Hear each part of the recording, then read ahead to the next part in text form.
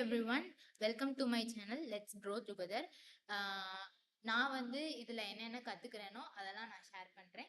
So இன்னைக்கு நம்ம பார்க்க போகிற டாபிக் என்ன அப்படின்னா மிஷின் லேர்னிங்கில் இருக்க part that is about deep learning. So deep learning அப்படின்றது வந்து is one of the bloom topic days.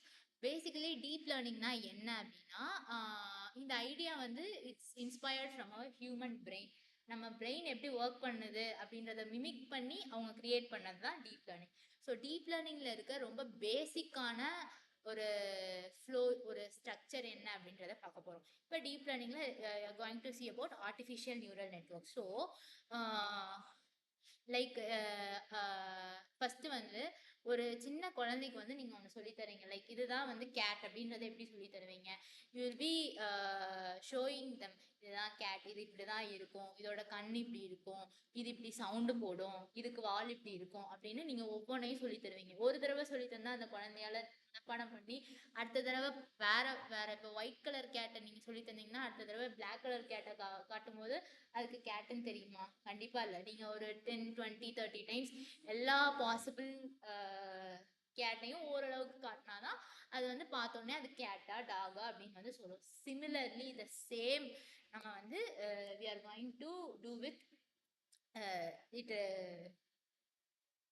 Similarly the same இதுதான் வந்து நம்ம ஆர்டிஃபிஷியல் நியூரல் நெட்வொர்க் வந்து பண்ணுது. இப்போ basic structure of artificial neural network வந்து என்ன அப்படின்னு பார்க்கலாம்.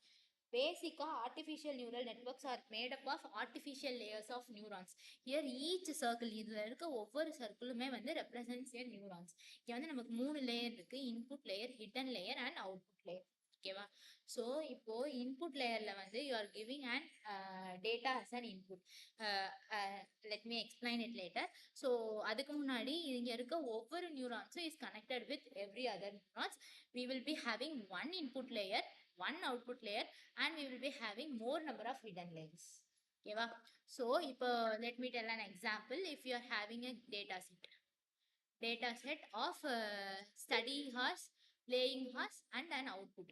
இப்போ study hours studying time playing time calculate பண்ணி நான் வந்து அவுட்புட் கொடுக்குறேன், whether you are passing or failing in an exam அப்படின்னு சொல்லிட்டு. இப்போ இந்த studying டைமும் playing டைமும் is given as an input which is an independent feature.